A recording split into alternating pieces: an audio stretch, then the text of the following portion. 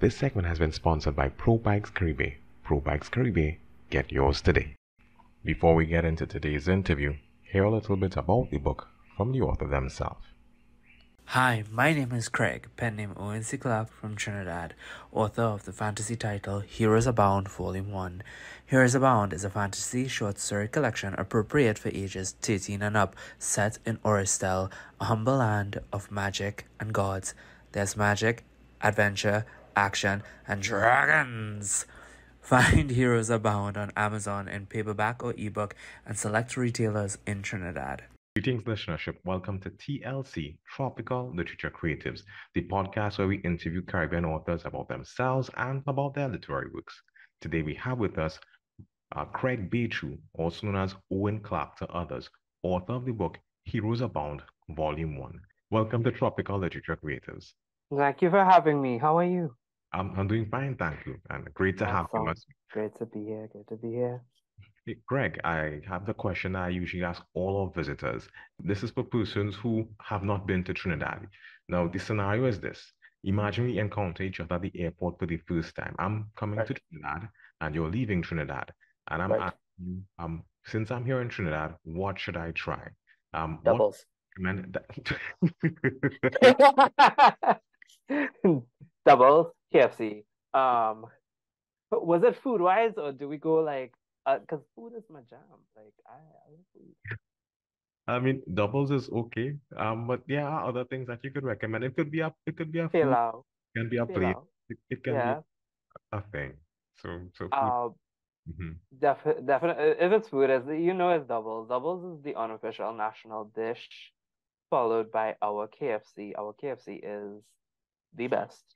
Uh, Um and they definitely need to try I was going to say gumbo, pilau, because if you are from America, New Orleans, you would like gumbo, and pilau is sort of similar.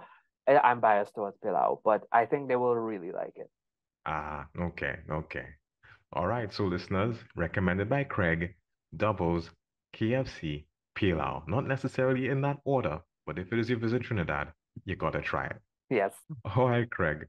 In terms of your book, Heroes Are Born Volume 1, what was your inspiration for writing the book? Um, the inspiration for this book, I would have to say, as the book as a entity, as a product in itself, Mm-hmm. I for those who our listeners here, Heroes Abound is a short story collection with four fantasy short stories. They're more novellas.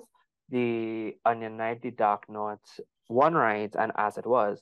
And the inspiration for all these stories came from different places. But why I chose to put them in a book is because I wanted the start of my authorial career to Yes. give my readers something a bit smaller and more digestible. Because I like to write big fat fantasy stories, and a book is a time investment. So I wanted to do something with four smaller stories that they can just, you don't even need to start from the beginning of the book. You could jump in at the middle and be finished and close the book. So that truly was the inspiration for putting all of these together. With and they all had a common through line. So therein came the title Heroes Abound. Oh, so it doesn't have to be in a particular order. We could start with As It Was, then on to One Yes. Right, put it down, and then come back like that. Yes, you can. I would say if you do start with As It Was, you will be a bit like, huh?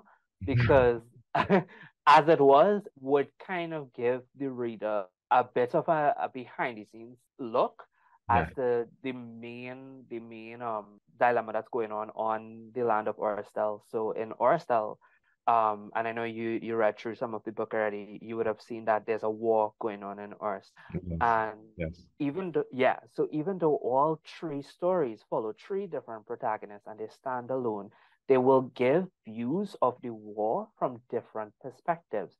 And you'll see from these guys, hey, it's a king and a queen, and they have different, ideologies. But then when you read As It Was, it's talking about the gods these people worship and how they do walk among them, and there's something going on with those gods that may have resulted in the king and the queen having like a frisson between them.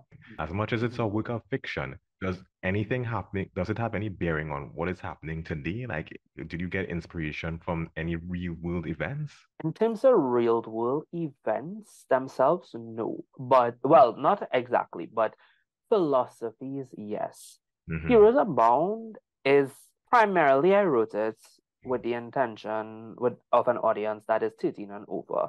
Okay. And though it is a first introduction to myself and, my pen, my prose, my style of Mhm. stories, I do intend to write for more mature audiences. And then when I put pen to paper, I just want to tackle some philosophies and some things inside of me that I have to resolve. So real world events and issues, such as ideologies, such as like two different political minds, um, how these guys view the world, those are the more real world elements. You'll see like a subtle like, hey, in sociology, there's the whole capitalism, communism, and then in real world, we have those two schools of thought.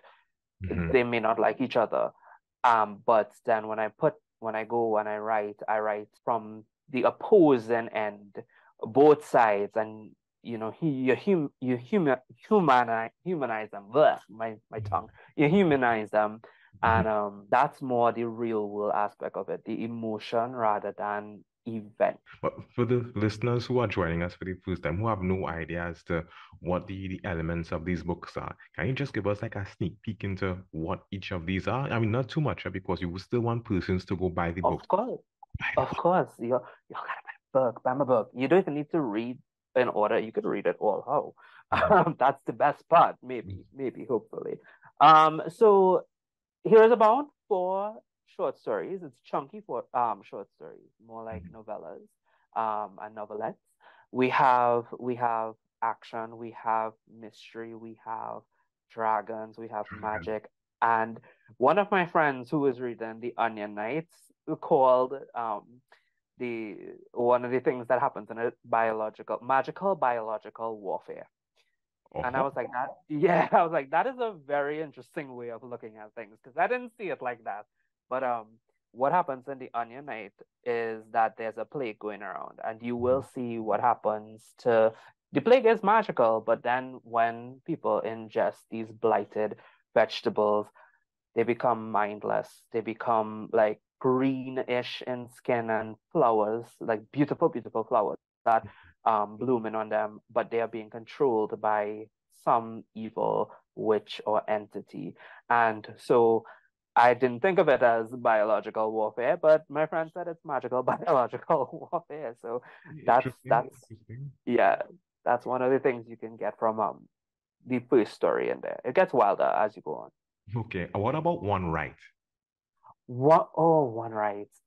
Fun fact, One Right, I wrote that really long ago. I chose to keep that mostly as is, as sort of a time capsule to my writing and myself. Mhm. Um, but for my future readers, One Right follows this kid who's 12 years old. His name is Kaloon, and he wakes up with these magical swirls around his body. And what this is the right. And it happens to anybody randomly within the land of Oristel. When someone is bestowed the right, they are given the opportunity to ask God, well, one of their gods, the golden dragon, any question. And so we have a kid that is just 12 years old. The whole world is a mystery to this guy. And he is now tasked with this opportunity that so many people envy. And he has to now leave his home because he has to go alone, and the right will protect him. It's a magical, armor of Mhm. sorts. Mhm. And he goes on this journey for that, and to meet the dragon, and he has to figure out the question. He has to ask the dragon. But then that's his dilemma too, because he has so much questions. He's so young, and what is this world to a 12-year-old, right? Mhm. Mhm. Yeah, that's what I kind of wanted to explore for One Right. Yeah. The Dark North, and as it was, not too much, again, the Yeah. but Bad book. It's like four books in one, guys. Like four books in one. The Dark Knot, I think the more mature readers will definitely enjoy the Dark Knot the most. Mhm. With regards to the Dark Knot, that follows the quote unquote bad guys of this war. And the main character, Colvin, he is a Dark Knot. And these are people with such a strong capability to manipulate this power called arts. Now there's multiple magic systems on the land of Oristel. I briefly touched on it because it truly wasn't a book that needed to go into these things. It really was morsels of fantasy stories for the reader.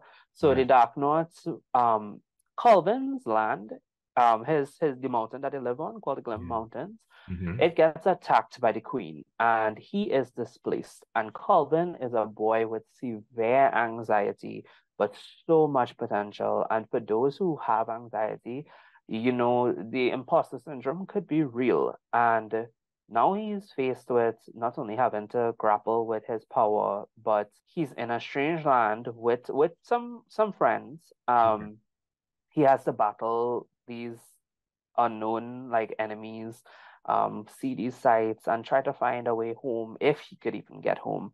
And The Dark Knot is the only story in this book that is multi POV because my next book to come and others after will be multi POV. So that is also given the reader a taste of what is to come. And for As It Was, I mean, we said before As It Was is the one, well, don't really start with As It Was because that gives you a little snippet on what's going on behind the scenes. Okay, that's interesting, man. That's interesting. How long did it take you to put these together? I know that you said the second book, that one right in particular, you had it for quite some time. But in terms of, let's just say, putting it all together to have it printed, I mean, how long did that take you? A few months because in all honesty, Kevin, I wrote all of this years ago. Oh, Even the book that's coming out next year. I'm kind of like I like to be prepared. So I have about 3 years worth of content already lined up. So in terms of the I mean, making of the book, you say yeah, casually. I mean, the book people have interviewed persons where books have taken 10 years, and you're like, yeah, it just a couple of months. I just have, a book, lying down, just ready to be printed. I mean, yeah, so yeah. casually. Yeah, I'm sort of prepared like that. So I started the edits for the book that's next year. But in terms of Heroes Abound, the book, this physical copy that you guys are holding is it took me a couple of months to do, and it was a process because aside from being a writer, I would say it is part-time, but it's also a lot of that part of my time. I'm a student, I'm doing my second degree, and I also work. So Oh, it so it so you're not a full-time writer. You go to school, you work, and you write. and I write, and it comes with a vicious lack of sleep and a debilities in coffee addiction. Oh my goodness. I mean, before we had the interview, we were talking about spinning different plates, and here it is you are. And I wasn't aware of the different plates that you were spinning. Coffee. I spend an egregious amount of coffee, and funny enough, listeners, I did a little bit of an average of how much cups of coffee I drink a Mhm. year, and it's about 780 cups of coffee a year I drink. I mean, if it is for some example, a coffee company chooses, to seek sponsorship from you, you could just sneak a little, advert in one of your books, Yes, please. I would started love that. a cup of, let's say a cup of Joe or something like that from, this company, just a little promotion, just Yes. Oh, if Starbucks sponsors me, that would be great. Even Rich, I love them. I love them so much. I know the baristas by first names. I love them all. They are the reason I am still standing today. so when they see you come in, they're like, oh, the usual for Craig, and Do they just, you, yeah. that is very true. That is very true. Oh my gosh. Do you like coffee? Uh, I do, I do, I do. However, I just like my coffee black. I'm a very simple guy. I just need to get something to just get me through the day or to get a task done. Recently a friend introduced me to chai, and I must admit I find it interesting. I mean, it's a deviation from the black coffee that I'm used to, but I can live with some chai. Some chai is good Mm. for you. No diversity in that regard is welcomed. Definitely. And so, I would push coffee on anybody because coffee is what helped me get this book in order. So, on coffee, this took me about, oh man, I want to say about 2 months for the actual book itself. Yes. Um, and then each story, well, that was over the course of years and like yeah, yeah. Months I rewrote a lot of those stories. So this edition of The Onion Knight as well as The Dark Knot, I actually wrote it, completed, didn't like it, scrapped the entire thing, wrote it again. It came out longer, came out better, and yeah, it's to give you a timeline on those stories, it's hazy, but the book itself to put it together was about 2 months because I had the components done. Man, Craig, I have to admit, it sounds like you're a driven individual. Again, the many time frame that you had. Why were you pushing to get this book out? It was a dream of mine to be a author, and I initially wanted to go down the traditional publishing route where I gave my manuscript to a literary agent. But as time and experience and just events in my life, I realized I kind of want to go down the self-publishing route, especially because I have more control over the product. But then I also did it in a way where it is both self-published and traditionally published at the same time. Well, tell me a bit more about that. So my book, Heroes Abound, Volume 1, Mm, is, whilst it is self-published, it is published by Hungry Zombie Publishing, and that is a small business, a micro publisher, mhm. owned by me. It is a registered Trinidad and Tobago business, sole proprietorship, and so even though I publish my book, the fact that it's under the umbrella of a business also makes it self-published. Oh, Also makes it traditionally published. Yeah. so in addition to student, full-time worker, writer, publisher as well, but just, adding, adding as we go along, adding plates of. Ah, well, and as long as the plates come with a cup of coffee, that's all that matters. That's all that matters. But yeah, and I think there is a lot of benefit, listeners and Kevin, to taking this route. But it's not without its challenges, truly. Hmm. A lot of persons don't have good publishing experiences. Some they choose to go the No. traditional route. Some choose to go the self-publishing route. Seeing that you went to the self-publishing route, was that like did additional learning have to take place, or was it as simple as a matter of, a snap of a finger, a push of a button, or something like that? A lot of learning had to take place. Oh my gosh, the hats you have to wear. Even with Heroes Abound, what I really love about it is the flexibility. So I'm even though it's published, I'm not a perfectionist, but I'm going through it. I'm like, do I want to include this? Do I want to do this edition as well? And I have the power to do that, whereas in traditional publishing, you wouldn't have the say to do that. But now it comes with, is that a good business move? You just self-publish you put money into this, you put money into a cover, you put money into bringing stock here and putting it into bookstores. Does the profit and loss, how does that, are you going to get profits? So you have to put a business mind to it. You have to have a marketing mind for this, and you have to have patience, especially if this is not your full-time job and you Hmm. have something else. You have to have patience as well as learn to sort of be easy with yourself without compromising your determination. And it's easier said than done. It is truly easier said than done. But it's sort of with it because traditional publishers, I I found that so there were some stories where authors would get an advance, they would sell hundreds of thousands of copies, but in terms of royalties, they may not have gotten their royalties on time or they were Hmm. not happy with their royalties. Whereas with self-publishing, you have control over all of that. And the thing is that now requires you to have those royalties that you're happy with. You need to put your foot on the pedal and stay focused and know that this is your business. So us writers, we're an artistic bunch, but then when you have the book in your hands, this is a product. You now have to wear that business hat from your artistic hat. And then you now have to say, well, okay, how do I get this to my audience? And what audience would like this? So you have to put on your marketing hat. And a lot of writers, we are not extroverted people. We like to stay in a cave and write and maybe come on out every 6 months or so with a piece of like a whole set of paper with words and say, hey guys, read this. We don't like the spotlight, but for the sake of your book and your goals, you have to stand strong, face the spotlight, and put on a smile. It could be daunting. Truly, it could be daunting and exhausting. I hear where you're coming from. So I'm just counting the plate so far. You mentioned student, writer, you're working full time. You also mentioned that you had to learn self-publishing.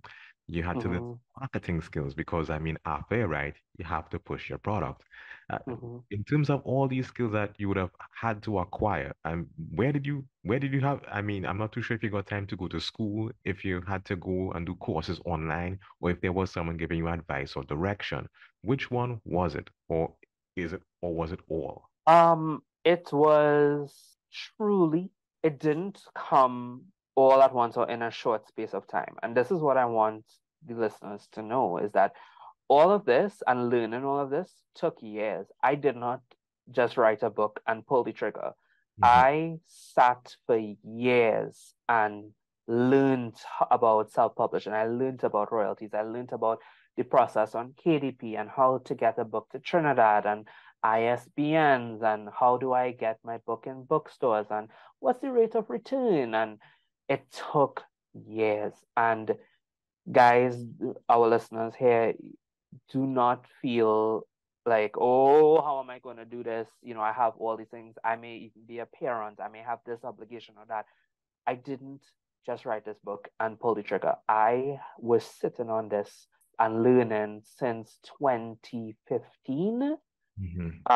And it's only 2023. I had what it took to get my book out and have this conversation here with you. Whoa, that is interesting. That is interesting. Preparation, always. Seeing that you would be acquainted with the process that you would have had to acquire these skills, do you think that Hungry Zombie Publishing would be interested in probably maybe providing consultancy services from persons on the outside who want to get their book published as well, or is it just strictly for Craig stuff? In the future, yes, because like I want to do it right. Hungry Zombie Publishing truly is my end game. It's where I want to, rest back and say, this is mine, this is my retirement, my business. I'm gonna do this for the rest of my life. And I want it to be a business that can provide employment for creatives. Because it's going to be more than just books. I don't want to, let the cat out the bag soon, but I will say that in the future, yes. In the future, I do hope to be able to publish other people's works as well as other things, all sci-fi and fantasy. That's what Hungry Zombie is about. And I think if anyone is truly interested in learning self-publishing, definitely YouTube. It's completely free. I'm not going to keep anything. I say, yes, if you have this dream and you want to make this dream come true, Heroes Abound Volume 1 happened for me. Your book could happen for you. Okay, well said, Craig. Well said. Speaking Thank of, you. I mean, in terms of publishing and the skills that you had to learn, there was this burning question I had to ask you because when your book came out, I didn't find Craig Bachoo. I kept on seeing Owen C Klarc. So I'm wondering who is Owen C Klarc, and I would search, and it would be a difficult task to track down and to find Owen C Klarc until I found Craig Bachoo. What's up with the pseudonym? Is that a marketing? What? Well, okay. Honestly, yes, my personal handle at Craigie B anyone can find. You can find the Instagram, the TikTok. But then I decided to have a pen name that is nothing like my name at all, nothing like the handle that I had for years. And I will say this. The name just came to me.